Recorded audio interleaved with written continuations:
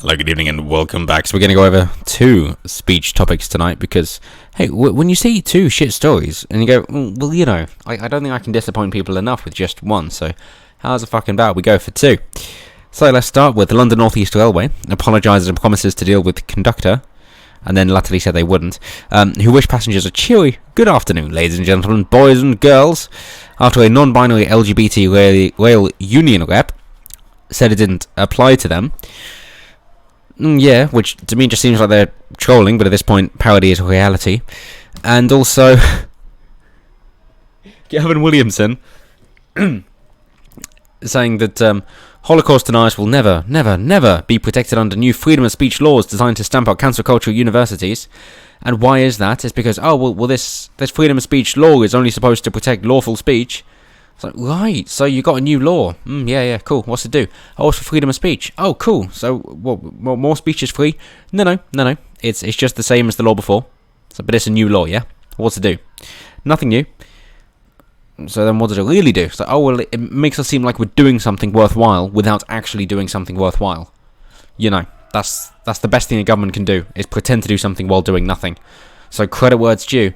And it's all kicking off outside the window tonight. Wow. You got off Thursday night in Manchester. So, back to the topic in hand. Starting off with London North East Railway. And you tell me, here's a picture of the chap here. Chap who knows if that's gender language or not.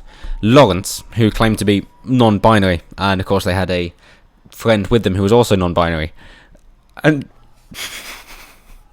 I mean, surely, that if someone uses a term and it's a term of endearment, like the Australians use the word cunt, then isn't it the intention that is more important than necessarily what they're saying?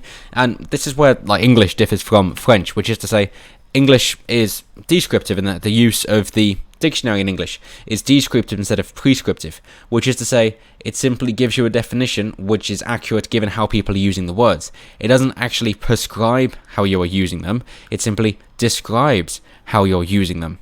And therefore, obviously, words and meanings and language changes over time, which is why we can't understand Old English. But the most important thing of it is that what people mean and what they say don't always go hand in hand, and therefore, you kind of got to work it out through context and other information. So if someone is saying that the classic, good afternoon, ladies and gentlemen, boys and girls, it's going to take a lot of a stretch to try and say, hello passengers, and I hate you non-binary folk, but everybody else, welcome on board. That is going to be a huge stretch. Bear in mind, to any non-binary folks, that so many people, the vast majority of people, have no fucking clue what you're on about when you claim to be non-binary. So they're not trying to offend you, because they've actually got real problems to focus on, instead of just, somebody added a letter to my pronoun. I'll be frank with you, I'm sure a lot of people aren't even aware of what pronouns are. It just doesn't come up in regular life. So lucky you for having pronoun as the biggest issue. But, of course, why is this newsworthy? Well, it's because of London North Eastern Railway. To say, in response to the tweet here, who quoted, good afternoon, ladies and gentlemen, boys and girls, and the rail union rep, again, unions, what a piss take, said, so as a non-binary person, this announcement doesn't actually apply to me, so I won't listen. You fucking should, it's your job. You really should. And what if we were saying, to everybody enjoying the sunny weather today, it's like, well, I don't like the sunny weather, I get sunburnt, therefore this doesn't apply to me. So do you really think that's what they meant? Do you? Or are you just being a virtue signalling cunt? Yeah, aren't you? Yeah, cool. So fuck off, and maybe try and help out instead of make problems, alright? Again, it's just one of those people. Nothing worth contributing, and therefore they have to ruin everything around them in order to enact change so that they feel they're important, instead of putting in the hard work and something worthwhile in order to build something. The only way they can enact change is to destroy other worthwhile things. Yeah, fuck off. So, LNER replied, I'm really sorry to see this, Lawrence. Our train managers should not be using language like this, and I thank you for bringing it to my attention. Please could you let me know which service you are on, and that I will ensure they remain as inclusive as we strive to be at LNER. So, it is a concern that they're saying, which one were you on? And perhaps, if you wish to give the benefit of the doubt, it is to see how exactly was the conductor saying, ladies and gentlemen, boys and girls, but fuck no. Clearly there was thought to try and be seen to discipline them, but in response, of course, a lot of people just said, yeah, you're kind of fucking ridiculous here. What do you want, mate? So that kind of put the end of that. Although LNER tried to do a last-minute Hail Mary, and as stuck as they were, they really did try to go for a King Arthur pull the sword from the stone attempt here, saying they confirmed that the member of staff was not going to get into trouble and added, "We're not bending over backwards to accommodate any one person. We're doing our best to accommodate every person." And that's the difference. So, well, you can't. As Dr. Seuss says, that if you try to please everybody, you're going to disappoint everybody. Paraphrasing, you get the idea. Well, let's skip on over to Gavin Williamson, who's really let us down here. I mean, let's be frank. Why is that? Well, because it's not creating any new freedoms of speech. It's not enshrining anything else into law that wasn't already there. It's supposed to say you could get a fine up to £500,000, but again, they're not explicitly stating what is and isn't permitted, and that is, of course, the issue. If you're saying, oh yeah, the freedom of speech, there you go. Except you're not free to say this. So, well, then it's not freedom of speech, is it? Fucking hell. We're just back to permitted speech.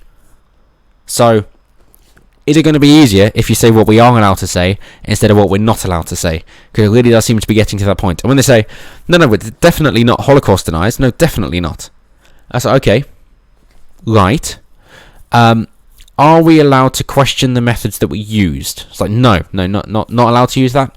Okay, cool. Are we allowed to question the ideology that caused them to go to anti-Semitism and why they disliked the Jews? Is that okay? Are we allowed to talk about other atrocities and question them, whether that be the Young Turks or the starvation in Ukraine in the 30s from Russia? Are we allowed to talk about that? Are those ones okay? Are we okay to talk about the Great Leap Forward with Chairman Mao Zedong? Are we allowed to discuss that? Is it just the Holocaust? And if so, are we allowed to question why the Holocaust is off limits? Are we allowed to discuss Zionism? Are we allowed to discuss the relationship between race and IQ? Are we allowed to discuss the importance of parents being together, nuclear family units? Yay, nay? I mean, it seems like we're going to have these kind of things green lit. In which case, no fucking point for the whole Freedom of Speech Act. And really, what it comes down to is that, well, it's just supposed to be down to courtesy, so as long as they're polite, it's okay. So yeah, someone can be very polite about saying that 6 million is a big number. So what is it down to? What are the agreed upon facts of which we go, well, yeah, so this is a fact and you can't question it. So can I ask how you got the number? No, this is just definitely true. Can I look at the original work? No, because it's definitely true. So how do we know it's definitely true? Because I'm saying it. Well, then you got dogma again, and that isn't how we're going to build anything reliable. So, good job, Gav. Think you kind of shot yourself in the foot there, mate. You had a great opportunity, and I know you're really trying to reel from saying, oh, we're not the anti-Semitic party because that's the Labour Party, and we're nothing like the Nazis, even though the Nazis are far right. And you simply say, no, we're not like the Nazis because we actually allow freedom of speech, whereas they didn't. We're not like the Nazis because we disagree with marginal tax rates, because we like the right to defend ourselves, because we disagree with a bigger social safety net and a greater pension. So you could go with any of these things if you wish to distance yourself from the National Socialist Workers' Party, but you don't, and you really should, because just by deflecting it based on those policies, of course you're raising attention to whose policies you're also talking about, and that's gonna do you a lot of good. But as always, let me know what you guys think down below when it comes to this shit that, for a start, is Lawrence trolling, because as I say, parody is reality. And then secondarily, if Holocaust denial is off the table, then what else isn't? Who's to decide what isn't Holocaust denial, and then where is the line drawn? And Gavin, stop letting us down, man. Let me know down below. I was intrigued to hear what you had to say. And of course, as always, until next time, have a good one.